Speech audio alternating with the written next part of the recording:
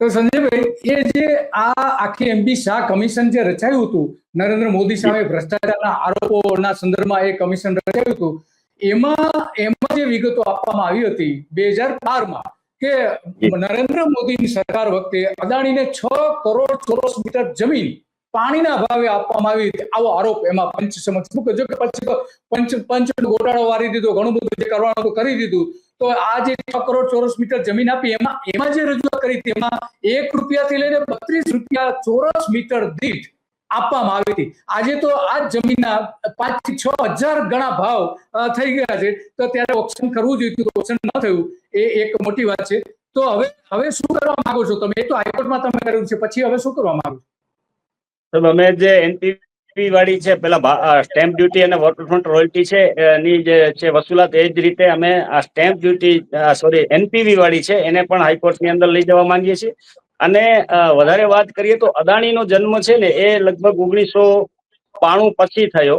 એક નાનકડી કંપની હતી, 50-25 લાખ રૂપિયાથી ચાલુ થઈ હતી. પછી અત્યારે એનો રેશિયો આપણે જોવા જઈએ તો ઘણી બધી જે અંગ્રેજોના સમય પહેલા પણ ભારત આઝાદ જ હતું તે સમયે જે આપણા ઉદ્યોગપતિ હતા, રતન ટાટા, જેમ ટાટા બિરલા કે અન્ય કંપનીઓ છે, એ એટલો બધો ગ્રોથ એમણે નથી કર્યો, એટલો ગ્રોથ અદાણીએ આ છેલ્લા 25-30 વર્ષની અંદર કરી નાખ્યો છે. ને જેટલો ફુગાવો એની પાસે છે, તમામ પૈસા લોનો સરકારે એને આપી, જમીનો લેવા માટે પણ આપી, ઉદ્યોગો સ્થાપવા માટે પણ આપી, અને યેનકેન પ્રકારે કોઈક કંપનીઓ પડાવી લેવામાં, અલ્ટ્રાટ્રેક હોય કે એસીસી હોય કે સાંગી સિમેન્ટ છે, સાંગી સિમેન્ટ જોવો તો એને પડાવી લેવાનું કામ અદાણી દ્વારા કરવામાં આવ્યું, અને એના માટે પણ લોન સરકારે આપી.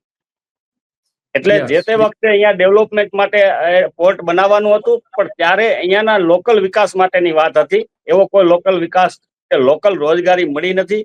અને ત્યારે ભાગીદારી માત્ર અદાણીની 10%, 15% હતી, બાકી સરકારના શેર હતા. ધીમે ધીમે બધું નીકળી ગયું. હવે માત્ર અદાણી પ્રાઇવેટીકરણ તરફ થઈ ગયું. એટલે સરકારે તમામ હાથ કાઢી લીધા.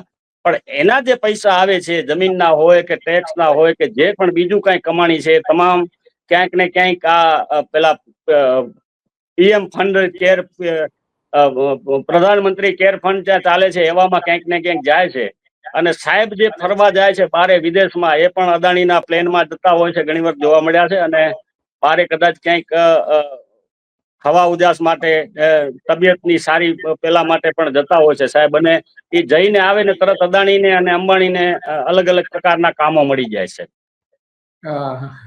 વાત સાચી. વિદેશમાં પણ એટલી જ એમને મદદ. આ જો સીએજી નો રિપોર્ટ છે કે જે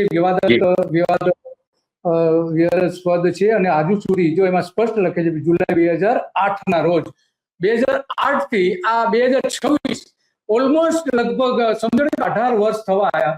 18 વર્ષથી આ સરકાર આટલી નાની રકમ, એકદમ નાની રકમ વસૂલી શકી નથી. આમ તો ક્યાંથી વસૂલે? કારણ કે આપણે જાણીએ છીએ મોદી સાહેબે જયારે પહેલો જ અદાણીને જે ફાયદો કર્યો હતો કે ગુજરાત એક્સપોર્ટ કોર્પોરેશન, જે સરકારની કંપની હતી, કોર્પોરેશન હતું સરકાર ગવર્મેન્ટનું, એ અદાણીને આપી દીધું હતું. એનામાંથી એટલું બધું કમાયા છે કે એ બોર્ડ જે હતું સરકારનું, જે નિકાસ કરવા માટે નિકાસ નિગમ જે હતું, એ કે જે અમદાવાદના આશ્રમ રોડ ઉપર આપણે ગુજરાત ચેમ્બર ઓફ કોમર્સનું જે બિલ્ડિંગ છે એની પાછળના ભાગમાં એની ઓફિસ આજે પણ છે. તો એમાંથી જ અદાણી મોટાભાગની કમાણી ત્યાંથી શરૂ કરી હતી.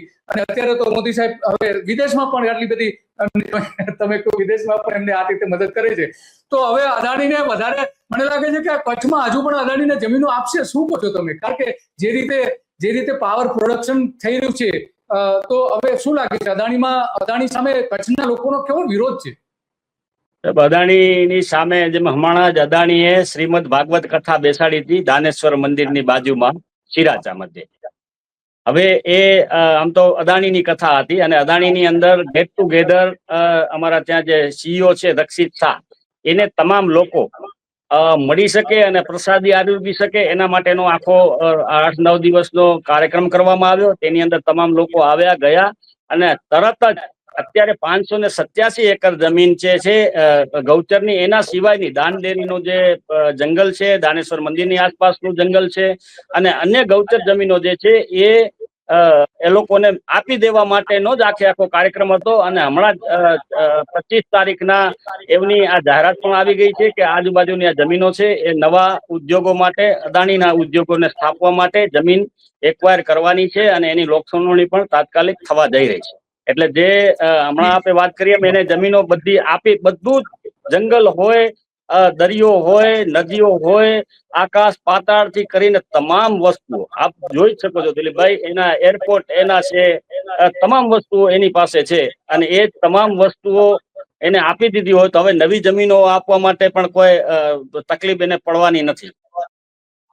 હા, બરાબર. અચ્છા, આ તે તમે જે જમીન ની વાત કરી કે હમણાં એનું લોક સુનાવણી થવાની છે, તો એ એક્ઝેક્ટ કઈ જમીન છે ને કેટલી જમીન છે અંદાજે?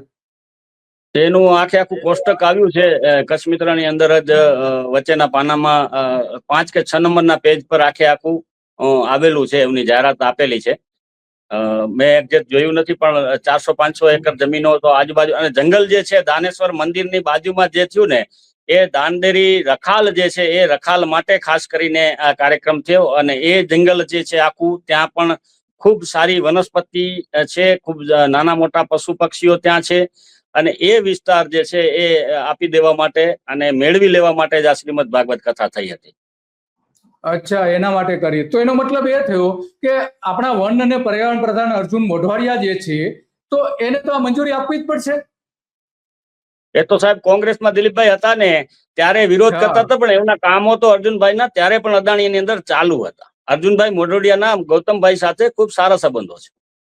બરાબર. તો અત્યારે એ મંજૂરી આપી જ દેશે. તો તે જે વિરોધ કરતા હતા, એક સમય એવો હતો કે વિરોધ કરતા હતા, અને બીજી બાજુ એવું છે કે હવે એ જ આ બધી જમીનોની મંજૂરી આપશે. જંગલ છે એટલે જંગલ એના વિસ્તારમાં આવે છે.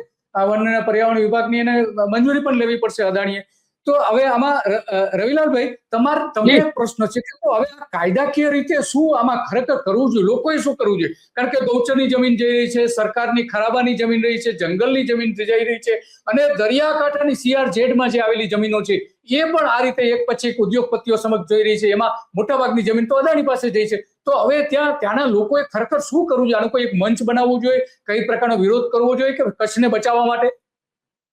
એમાં એવું છે કે જો કાયદામાં પણ સ્પષ્ટ જોગવાઈ છે. એક તો જમીન મહેસૂલ અધિનિયમ છે એમાં, અને GMB ના કાયદામાં વસૂલાત માટેની સ્પષ્ટ જોગવાઈ છે. પછી સ્ટેમ્પનો કાયદો છે ગુજરાતનો, એમાં પણ કલમ 20 તળે માલિકી ફેરખતની વ્યાખ્યામાં આવે છે. એ તળે પણ આપણે વસૂલાત કરી શકીએ છીએ.